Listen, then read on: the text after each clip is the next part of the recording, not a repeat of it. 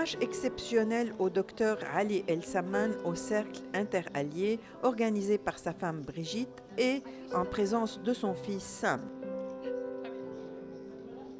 Plusieurs personnalités diplomatiques et intellectuelles, français et arabes, ont assisté à cet événement. Parmi elles, l'ambassadeur d'Égypte en France, M. Ihab Badawi, et l'ancien ministre Jean-Pierre Chevènement.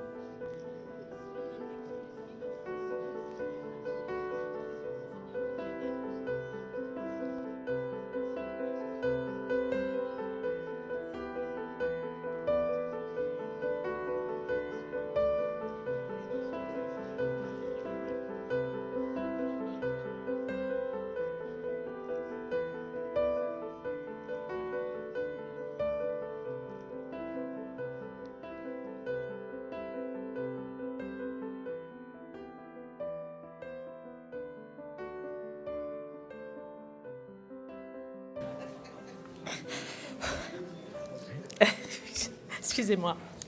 Monsieur le ministre, messieurs les ambassadeurs, excusez-moi, Excellence, mesdames et messieurs, chers amis, c'est avec beaucoup d'émotion que Sam, le fils d'Ali et moi-même vous accueillons ici ce soir. Vous voir venus si nombreux, lui témoigner votre attachement plus d'1 an après sa disparition, tout touche tout particulièrement. Et nous tenons à vous remercier très sincèrement de votre présence.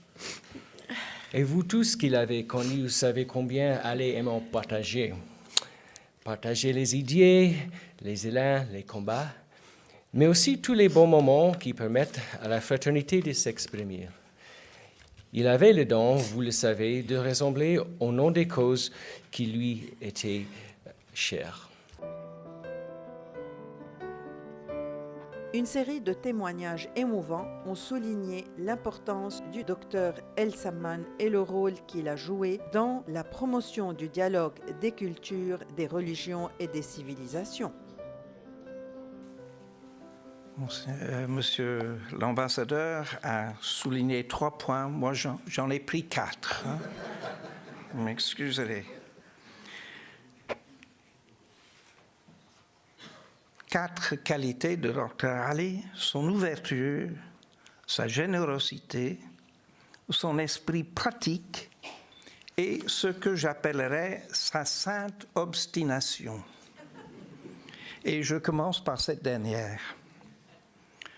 En juin 1995, le Conseil pontifical pour le dialogue interreligieux, où j'étais le secrétaire en ce temps, a organisé une réunion à Rome dont le but était d'instituer un comité de coordination entre chrétiens catholiques et musulmans.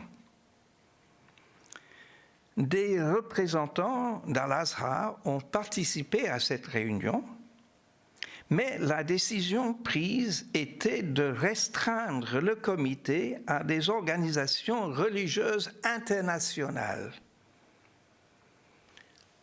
Al-Azhar était exclu, étant considéré, malgré sa portée internationale, était considéré une institution nationale. Cela, évidemment, n'a pas plu aux responsables d'Al-Azhar. Et en leur nom, Dr Ali a pris contact avec le Conseil pontifical. Je dirais plutôt que pendant 3 ans, il nous a talonnés jusqu'à ce que nous signions un accord pour ouvrir un dialogue à part entre le Conseil pontifical et Al-Azhar. Tout ceci dénote la persévérance d'Ali El Samman, ce que j'ai appelé sa sainte obstination. علي السمان رحمه الله تعالى كان عالما وكان وطنيا وكان مخلصا وكان وسيط سلام بين كل الأديان وبين كل الشعوب وبين كل الحضارات. كان من الذين رفعوا راية الحوار من أجل السلام بين الأديان وبين المتدينين، بين الحضارات وبين الدول. سعى إلى هذا كل حياته من البداية إلى النهاية. أحبه كل من اقترب منه أو عاشره، ولم يستطع أن ينسى لمساته أو ينسى مشروعاته أو ينسى مقالاته أو ينسى كتبه التي خدم بها العلم وخدم بها التاريخ وخدم بها الوطن. رحم الله علي السمان وألحقنا به على كل خير. De son côté, Monseigneur Mounir Hanna Anis, évêque du diocèse anglican d'Égypte, a envoyé un message dans lequel il a évoqué l'important rôle joué dans l'histoire par le docteur Ali El Samman.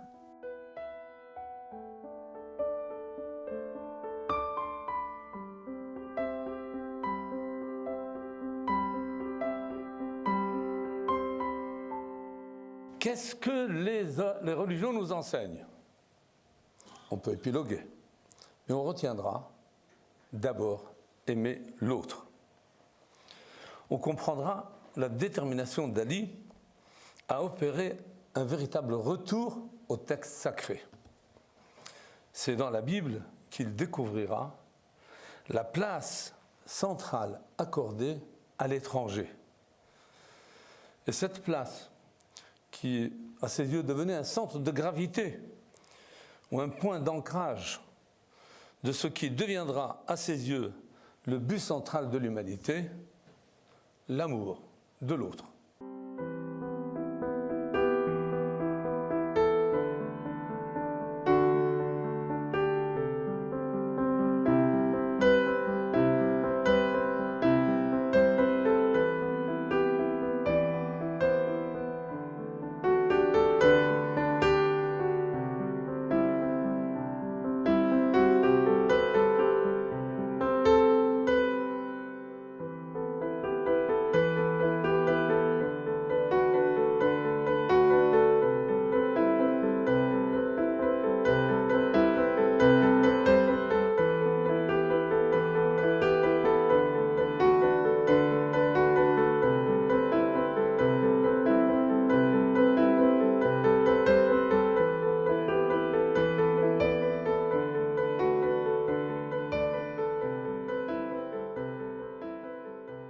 Paris le 7 novembre 1988.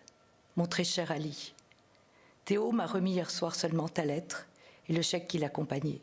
Je suis incapable de te dire la profondeur de mon bouleversement. Je suis touchée à la tête, au cœur, dans mon être entier.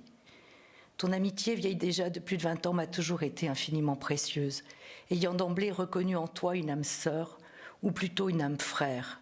J'ai toujours su que cette amitié se poursuivrait indestructiblement, malgré les vicissitudes que tu connais comme moi. Mais ton geste, pur et sacré, s'il est bien un témoignage éclatant d'amitié personnelle, est en même temps ce que Sartre appelait un acte à facettes, qui ne s'épuise pas dans une seule signification, mais qui ne cesse de s'enrichir, au contraire, de multiples sens, comme un diamant, quand on l'examine et le considère. J'ai obtenu pour Shoah, dans le monde entier, distinctions précieuses, récompenses, prix, celui que me confère aujourd'hui mon ami Ali El Samman, égyptien, arabe et musulman, est pour moi le plus précieux, le plus important, celui dont je serai à jamais le plus fier. Merci Ali, je t'embrasse, ton frère Claude Lanzmann.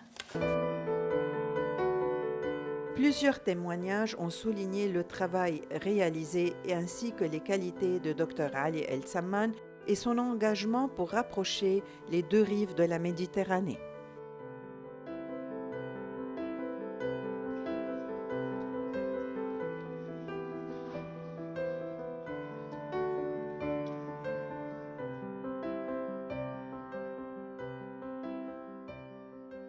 Je veux simplement me tourner vers Brigitte et vers Sam pour leur dire que ma femme et moi-même, nous avons partagé son émotion et sa douleur en apprenant, il y a déjà plus d'1 an, le décès de Ali El-Salman, que nous connaissions comme ami depuis longtemps, qui était vraiment un homme tellement chaleureux, tellement sympathique, tellement égyptien, j'allais dire, mais égyptien dans le meilleur sens du terme, c'est-à-dire un homme de relation, un homme de bonté, d'ouverture.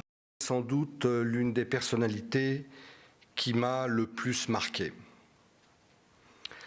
Ali, pour moi, était un paradoxe profondément égyptien.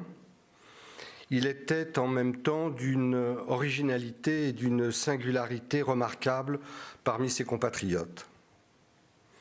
Intensément nationaliste, c'est-à-dire habité par l'amour de son pays, il était aussi animé d'une curiosité et d'une empathie exceptionnelles pour les autres cultures.